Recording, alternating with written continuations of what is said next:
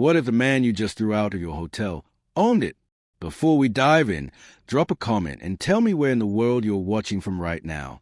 And if you're new here, hit that subscribe button, because tomorrow's story is going to leave your jaw on the floor. Now, let's talk about the most expensive mistake Brett Calloway ever made in his life. It was a cold, rainy Tuesday night in Chicago. The kind of November rain that soaks through your coat before you even realize it started. Outside the Hartwell Grand Hotel, one of the most luxurious properties on Michigan Avenue, yellow cabs splashed through puddles while doormen in gold-trimmed uniforms rushed to shelter arriving guests under wide black umbrellas. Nobody rushed for Marcus Webb. He walked through the revolving doors alone. No driver, no luggage cart, no designer suitcase. Just a worn leather duffel bag hanging from one shoulder, a faded gray hoodie, dark jeans, and a pair of clean but simple sneakers. Water dripped quietly from the edge of his bag onto the polished marble floor as he stepped inside. The lobby was breathtaking. 4-foot ceilings, a waterfall feature carved from Italian stone, chandeliers that looked like frozen explosions of light. Marcus looked around slowly, carefully, the way a man does when he is seeing something with fresh eyes, even though deep down he knows every single corner of it by heart. He walked to the front desk. Brett Calloway looked up from his computer screen and felt his smile disappear before he could even fake one. His eyes moved over Marcus once, twice. The hoodie, the sneakers, the dripping duffel bag. Brett straightened his tie, squared his shoulders, and let out a slow breath through his nose like a man who had just smelled something unpleasant. "Can I help you?" His voice was smooth as glass and just as cold. "I'd like a room for the week," Marcus said simply. Brett tilted his head. "So?" He let the words sit there like a quiet insult. "This is the Hartwell Grand. Our standard rooms begin at $600 per night." "That's fine," Marcus replied. Something flickered behind Brett's eyes. Not respect. Suspicion. He leaned forward slightly and lowered his voice, but not low enough. The couple standing 2 feet away heard every word. So did Yvonne Clark at the far end of the counter, who slowly stopped typing. "I'll be honest with you," Brett said, his lips curling at the edges. "We have a certain standard here. Our guests have expectations. And frankly," his eyes dropped to Marcus's hoodie, "you might be more comfortable somewhere down the street." Marcus didn't flinch. "I'm comfortable right here." Brett's smile tightened. He glanced at the small crowd gathering nearby and seemed to draw energy from their attention, like a performer who just found his audience. "Tell you what," Brett announced, loudly now, almost cheerfully. "If you can actually afford even our worst room, I'll personally hand you the keys to our penthouse suite." He gestured around the lobby. "But we both know that's not happening tonight, do we?" A woman behind Marcus laughed softly. A bellhop near the elevator stared at his shoes. Yvonne's hands went still on her keyboard. Marcus reached into the front pocket of his hoodie and placed a flat, thick envelope on the marble counter without a word. Brett opened it slowly. His smile didn't vanish. It froze, then reformed into something harder. Inside was enough cash for 7 nights. Counted perfectly. Brett slid a key card across the counter with 2 fingers, like he was pushing away something he didn't want to touch. "Room 1108, he said flatly. 11th floor. Not the penthouse. Not even close." Room 1108 turned out to be at the end of a poly-lit hallway where one of the overhead lights buzzed and flickered like it was deciding whether to give up entirely. The carpet was thin. The window faced a concrete wall. The heater rattled like something was trapped inside it. Marcus sat on the edge of the stiff mattress, opened his leather notebook, and began to write. He didn't write out of anger. He wrote because he had done this before. Because Brett Calloway was not the first. And because Marcus Webb had learned a very long time ago that the most powerful thing a man can do when someone underestimates him is simply pay attention. By midnight, 3 security checks, 1 false noise complaint, 1 accidental key card deactivation. By 1 a.m., Yvonne Clark was knocking softly on his door, her voice barely above a whisper, her hand shaking slightly as she told him that what happened tonight was not an accident. It was a pattern, and it went much, much deeper than Brett. Still with me? Because this is where everything starts to crack open. And before we go further, have you subscribed yet? Because the ending of this story is the kind that stays with you for days. Don't miss it. Yvonne stood in the dim hallway, her back pressed close to the wall, eyes darting left and right like someone who had been afraid for a very long time, and was only now finding the courage to stop running from it. "Mr. Webb," she whispered, "Brett has been doing this for 2 years. It's not just rudeness. He keeps a list." She pressed a folded paper into Marcus's hand. Guests he targets, rooms he assigns on purpose, complaints he buries before they reach anyone important. Marcus unfolded the paper slowly. Names, dates, room numbers, all of them telling the same quiet, ugly story. "Why are you telling me this?" he asked. Yvonne swallowed hard. "Because I've been writing it all down, every single incident, and I'm tired of being the only one who knows." After she left, Marcus sat back at the small desk and opened his laptop. He pulled up the hotel's publicly available financial reports, the ones filed quarterly with investors. He had looked at them 100 times before as the majority owner of the Hartwell Grand Hotel Group. But tonight he looked at them differently. Tonight he looked at them like a guest who had just been handed a key card with 2 fingers. The numbers didn't add up. $14 million had been allocated across 3 Hartwell properties for renovations over the past 18 months. Marcus pulled up maintenance records from the hotel's internal management system, using his private access credentials nobody knew he had, stored quietly on a personal encrypted drive he carried everywhere. Only $9 million had actually been spent. $5 million had vanished into vendor accounts Marcus had never approved. Companies with no websites. Addresses that were post office boxes in states where no construction had ever happened. He leaned back in the rattling chair of room 1108 and stared at the ceiling. Brett Calloway wasn't just a cool man with a bad attitude. He was a small, visible piece of something much larger.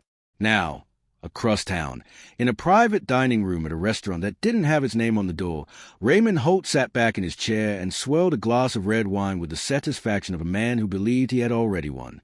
Raymond was a board member, polished, connected, and quietly dangerous in the way that men with old money and borrowed power tend to be.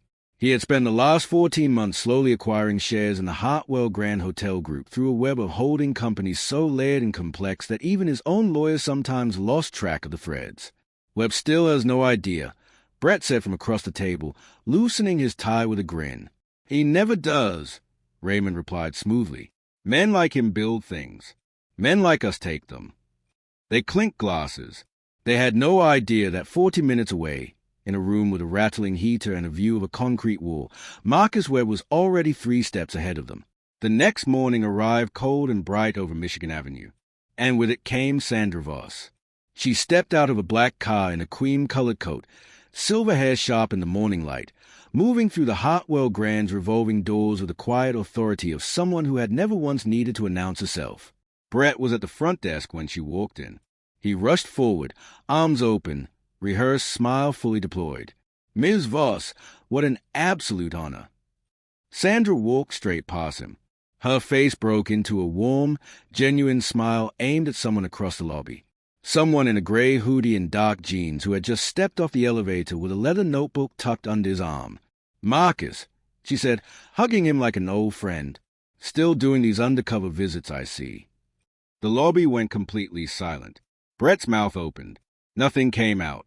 "As a majority owner," Sandra continued, her voice carrying easily across the marble floors, "you'd think they'd have given you something better than the 11th floor." The word owner landed like a stone dropped into still water. Ripples moved through every person standing in that lobby. A bellhop nearly dropped a suitcase. 2 front desk clerks froze mid-sentence. Yvonne, watching from the far end of the counter, pressed her lips together to hide the relief spreading across her face. Brett Calloway took 1 slow step backward. Marcus turned to face him then. Calm, unhurried, his expression carrying none of the anger Brett deserved and all of the quiet power Brett had never once considered possible in a man wearing sneakers. "I believe you made me a promise last night," Marcus said evenly. "Something about a penthouse suite." But before Brett could even begin to process his collapse, Raymond Holt was already on the phone, calling an emergency board meeting, gathering proxy votes, pulling every string he had spent 14 months carefully threading. He thought he still had time. He didn't know about Yvonne's files. He didn't know about the encrypted drive. He didn't know that Marcus Webb had written a clause into the original company charter, buried quietly in Section 9, Paragraph 4, that made everything Raymond had just spent 14 months building completely and legally worthless. Marcus had anticipated this moment long, before Raymond ever thought of it, because that is what happens when powerful men underestimate the quiet ones. You've made it to the final section, and I need you to stay with me right here, because what happens next is the part that nobody saw coming. Not Brett, not Raymond, and honestly, not even the people who thought they knew how this story would end. And if this story has moved you even a little bit, drop a comment below right now and tell me, what would you have done in Marcus's position? I read every single comment. Everyone. Let's finish this. It was 7:43 on a Wednesday morning when 3 unmarked black vehicles parked quietly along Michigan Avenue, just outside the Hartwell Grand's gleaming entrance. Federal Agent Tina Marsh stepped out first, her badge already in hand, her expression carrying the particular stillness of someone who had been building toward this moment for weeks. Behind her, 12 agents in plain dark clothing moved with calm, practiced purpose toward the hotel's entrance. No sirens, no shouting, no drama, just the quiet, unstoppable machinery of justice finally arriving at the right address. Inside the lobby, Brett Calloway was in the middle of briefing 2 new security guards, his voice low and instructional, his old confidence fully restored after the shock of yesterday's revelation had worn off overnight. He had convinced himself by midnight that lawyers would fix everything, that Raymond would handle it, that men like Marcus Webb always looked powerful right before they lost. He was mid-sentence when Agent Marsh walked through the revolving doors. "Brett Calloway," she said clearly, her voice cutting through the lobby's gentle morning hum like a blade through warm butter. She placed a federal warrant flat on the marble counter, the same counter where Brett had slid a key card with 2 fingers just 48 hours earlier. "We need to speak with you about a pattern of civil rights violations, falsified guest records, and your involvement in the misappropriation of approximately $5 million in renovation funds." Brett's face went the color of old chalk. He looked around desperately, searching for someone to rescue him the way Raymond always had before. But Raymond Holt was already being escorted out of his 42nd floor office across the street, his expensive suit jacket hanging off one shoulder, his silver cufflinks catching the morning light as an agent guided him carefully but firmly toward a waiting vehicle. His face, normally composed and unreadable as stone, had collapsed entirely. He looked small in a way that had nothing to do with his height. Security footage from the hotel's external cameras had placed him inside restricted financial offices at 2 a.m. on 3 separate occasions. The encrypted files Yvonne had quietly backed up onto a private cloud drive for 14 months had provided timestamps, transaction records, deleted complaint files, and email threads so damning that Agent Marsh had described them to her team the night before as a confession hiding inside a filing cabinet. Now, let me ask you something while we're here. Have you ever worked somewhere and stayed silent because you were afraid? Have you ever watched something wrong happen and felt powerless to stop it? Yvonne Clark had. For 2 years she had watched, documented, and waited. And because she didn't give up, because she kept saving those files even when she thought nobody would ever care, $5 million was recovered, 14 formal discrimination complaints were finally properly investigated, and 11 former employees who had been quietly pushed out were offered full reinstatement. That is what courage looks like when it doesn't make the news. The press conference was held in the Hartwell Grand's main ballroom that same afternoon. Marcus stood at the podium in a simple navy suit, the same calm in his eyes that had been there since the moment Brett first looked at him like he didn't belong. Camera lights filled the room. Journalists leaned forward. Hotel staff lined the walls, standing straighter than they had in years. The Hartwell Grand was built, Marcus said quietly, on the belief that every single person who walks through those doors deserves dignity. Not based on what they are wearing, not based on what they drive or where they come from. Every person. He paused, letting the silence do its work. What happened here was not just one man's cruelty. It was a system that rewarded cruelty and punished honesty. That system is finished today. Applause rose through the ballroom slowly. Then all at once, the way a storm arrives, first one drop, then everything. Yvonne, seated in the front row, pressed her fingers briefly to her lips.